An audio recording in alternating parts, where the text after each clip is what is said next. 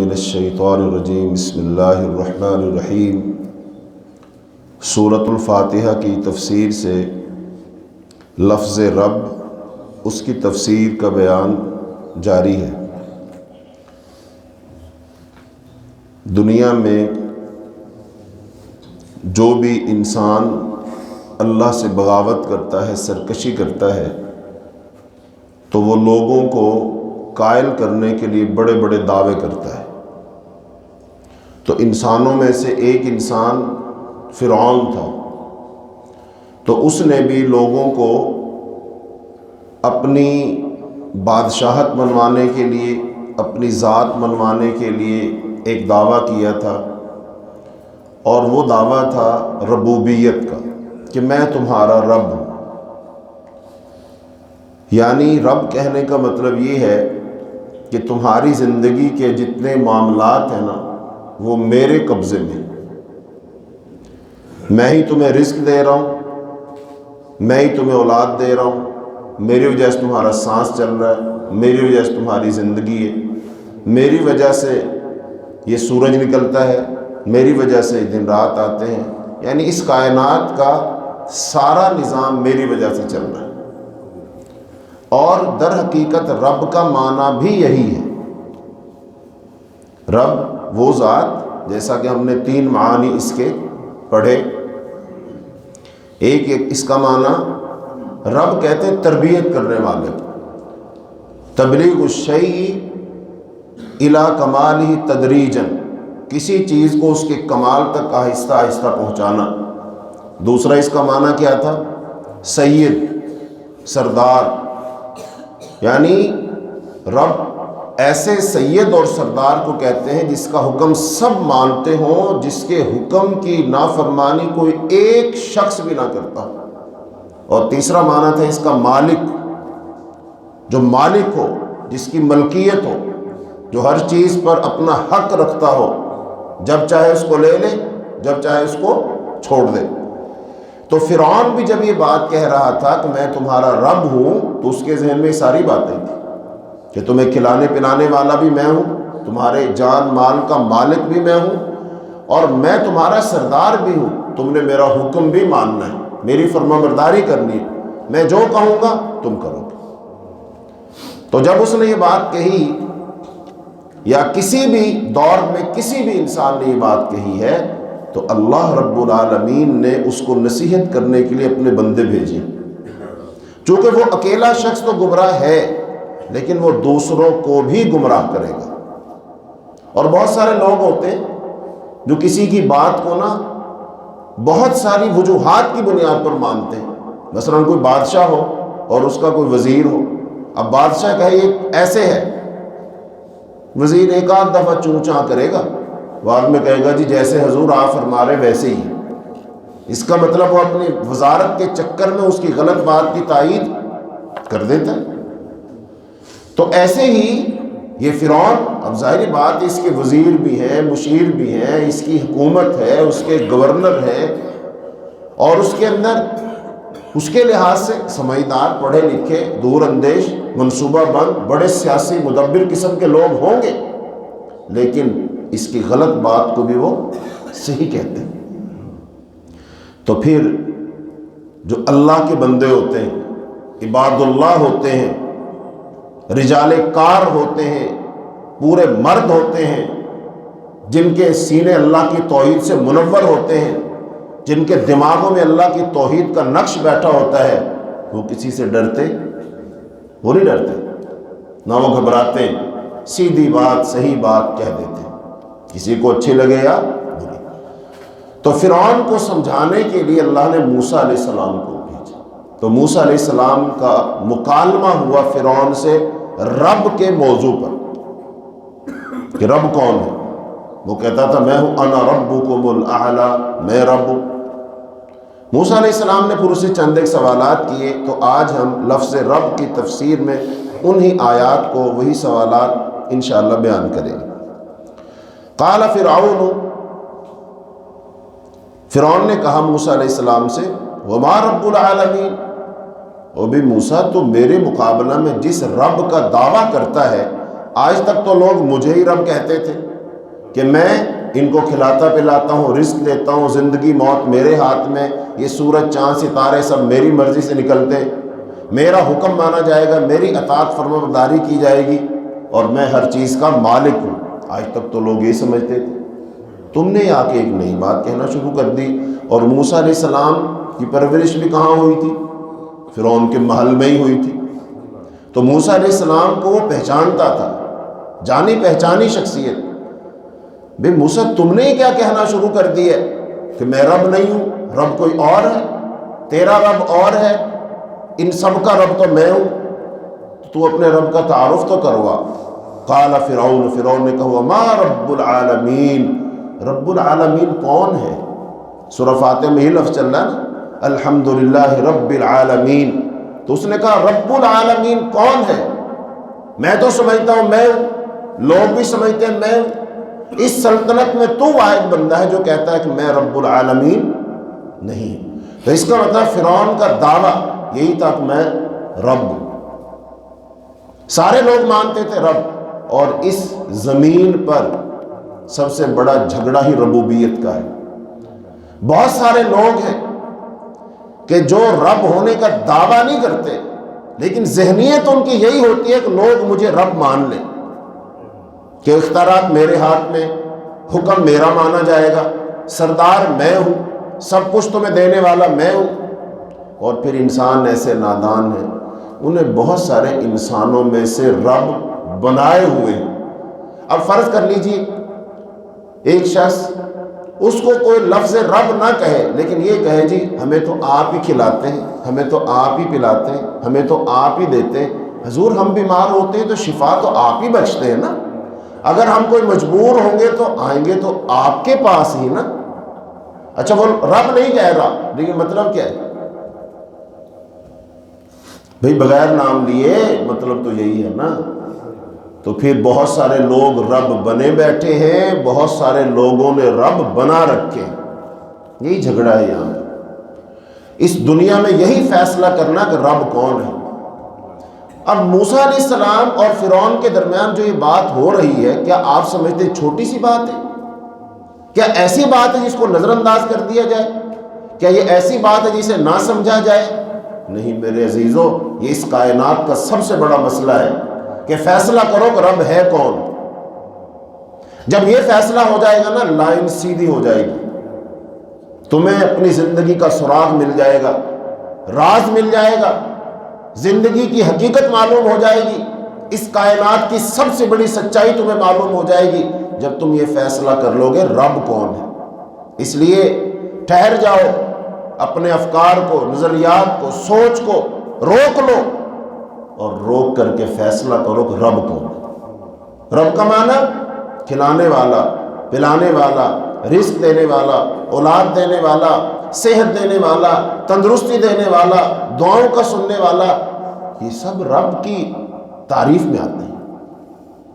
سورج کو کون نکالتا ہے، غروب کون کرتا ہے، ہوائیں کون چلاتا ہے، بارشیں کون برساتا ہے۔ بھینس دودھ دیتی ہے نا، کس کی وجہ سے دیتی؟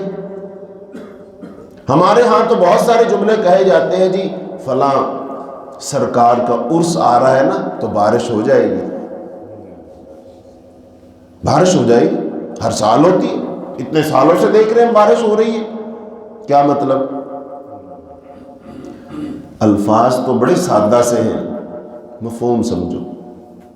مسئلہ عقیدے کا ہے، مسئلہ رب ماننے کا ہے۔ بات سیدھی سیدھی ہے نا، انسان کھل کے کہے کہ ہاں میرا رب کون ہے، میں رب کے جو کام ہے وہ کس سے امید لگا کے بیٹھوں؟ تو اس کائنات کا سارا نظام جو چلاتا ہے نا وہ رب ہے، چونکہ اس نے کائنات بنائی ہے۔ رب کا معنی یہ ہے کہ اس چیز کو بنانا اور درجہ بدرجہ اس کو اس کے کمال تک۔ تو اس کائنات میں کس کا حکم چلے گا؟ رب کا چلے گا۔ کائنات کس کی ملکیت ہے؟ رب کی ہے۔ تو اس لیے موسیٰ علیہ السلام اور فرعون کے درمیان یہ موضوع بحث ہے، یہ چھوٹا مسئلہ نہیں ہے۔ اور فرعون نے اس ایک جملے کو اپنی سلطنت بادشاہت کے لیے خطرہ سمجھ لیا، یہ چھوٹی بات نہیں تھی۔ فرعون نے کہا اگر موسیٰ علیہ السلام کی بات لوگوں کو سمجھ آ گئی اور انہوں نے کہنا شروع کر دیا کہ ہاں بھائی تو رب نہیں، رب تو وہ ہے جو موسیٰ علیہ السلام بتاتے ہیں، تو فرعون کی ساری فرعونیت اسی بنیاد پر کھڑی تھی کہ میں تمہارا رب ہوں، میں تمہیں کھلاتا ہوں، میں پلاتا ہوں، سارے معاملات میرے ہاتھ میں. اسی لیے لوگ ڈرتے تھے بھئی یہ رب ہے تو اس سے ڈرو بچو، پتہ نہیں کب زندگی چھین لے، پتہ نہیں کب اولاد چھین لے، کب دینا بند کر دے. تو ڈرتے تھے نا لوگ کہ بھئی بارشیں نہیں برسیں گی تو پانی نہیں آئے گا تو پھر کھیتیاں کہاں سے اگیں گی، درختوں پہ پھل کہاں سے لگیں گے، اناج کہاں سے آئے گا، اولادیں کیسے زندہ رہیں گی، زندگی موت تو اس کے ہاتھ میں ہے، لہذا اس سے ڈرو. یہ چھوٹی بات نہیں تھی، فرعون کی فرعونیت اسی ایک لفظ کے دعوے پر کھڑی تھی. تو موسیٰ علیہ السلام نے اس بیسک بات پر چوٹ لگائی ہے، لوگوں کو یہ سمجھایا ہے. اور اگر لوگوں کو یہ بات سمجھ آ گئی، فرعون چاہے صدائیں دے، چاہے تلوار لے کر کھڑا ہو جائے، چاہے خندقیں کھود لے، لیکن لوگ پھر اصل رب کوئی رب مانیں گے، اس جھوٹے رب کو رب نہیں مانیں گے.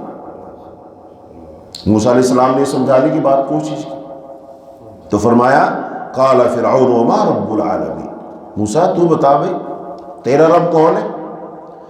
تو موسیٰ علیہ السلام نے جواب دیا قال رب السماوات والارض وما بینہما ان کنتم موقنین.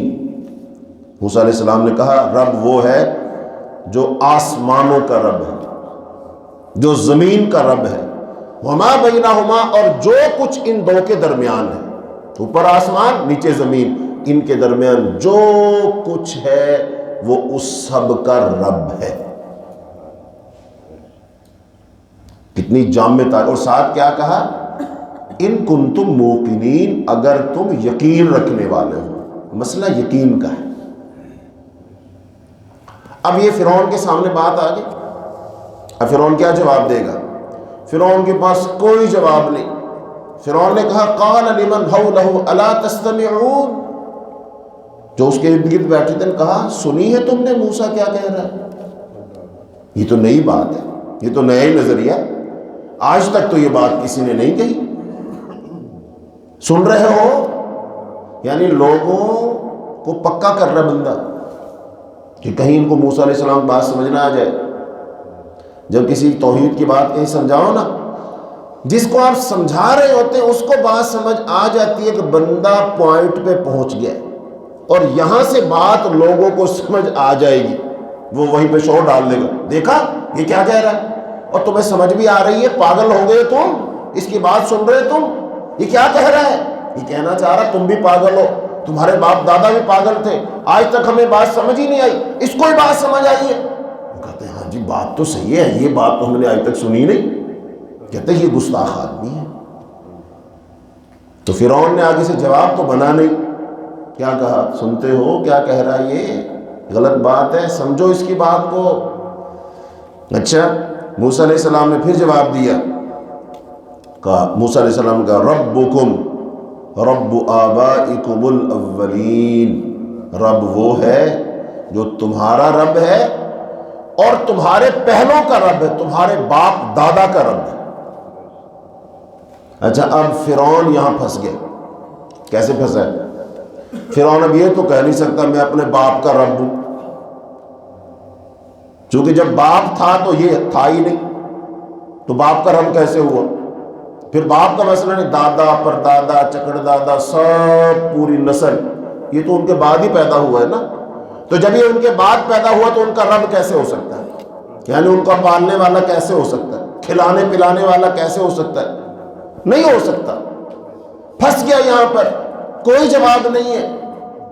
توحید کی چوٹ لگے نا، ذرا بصیرت کے ساتھ، تھوڑی جرت کے ساتھ انسان بات کرے، اللہ دماغ کو کھولتا ہے، اللہ دماغ میں بات ڈالتا ہے، اللہ کی طرف سے الہام ہوتا ہے، انسان کو سجھائی دیتا ہے، اللہ رستے کھولتا ہے، اللہ جو باطل پر ہوتا ہے اس کا ناطقہ بند کرتا ہے، اسے لاجواب کرتا ہے. ایک اور جگہ اللہ نے لاجواب کیا تھا. یہی جھگڑا یہاں پر تھا اور یہی جھگڑا حضرت ابراہیم علیہ السلام اور نمرود کا تھا.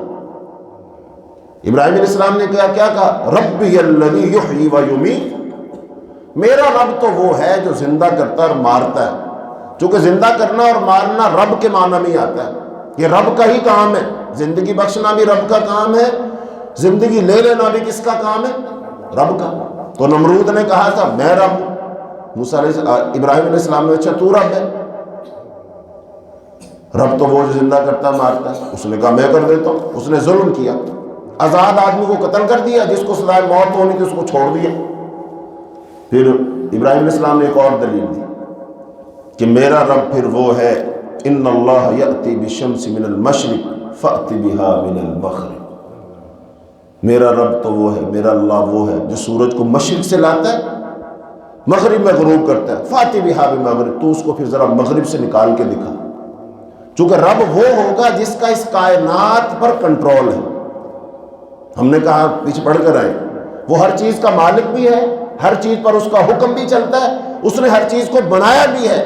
تو لہذا اگر تو رب ہے تو بھئی سورج تیری بات مانتا ہوگا. پھر میرا رب کیا ہے, اس کی بات تو ہزاروں سال سے مان رہا ہی.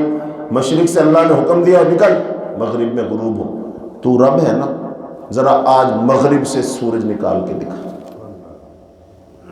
دی دلیل, رب کی دلیل دی. فَبُهِتَ الَّذِي كَفَرَ, ہکا بکا رہ گیا, حیران رہ گیا, آنکھیں پھٹ گئیں, منہ کھلے کا کھلا رہ گیا, کیا جواب دے. تو اس کا مطلب رب کا جھگڑا ہمیشہ رہا اور قیامت تک رہے گا. آخری بات, جو دجال آئے گا نا, دجال وہ بھی یہی دعویٰ کرے گا کہ میں رب ہوں. رب کا معنی کھلانے پلانے والا, اس کائنات میں جس کا تصرف ہے, جس کے حکم سے سورج نکلتا ہے, چاند نکلتا ہے, بارشیں برستی ہیں, ہوائیں چلتی ہیں. پھر دجال بھی یہی کہے گا میرے حکم سے چلتی ہیں ہوائیں. بارشیں برسا کر دکھاؤں, مردے زندہ کر کے دکھاؤں, رزق چاہیے میں تمہیں روٹیاں دوں, خوراک دوں, شفا چاہیے علاج کروا دوں. تو لہذا دجال بھی یہی دعویٰ کرے گا. یہ سب دجال ہی ہیں. مختلف امتوں میں جو ظاہر ہوئے, فرعون بھی دجال ہی تھا, نمرود بھی دجال تھا. دجال کا معنی دھوکہ دینے والا.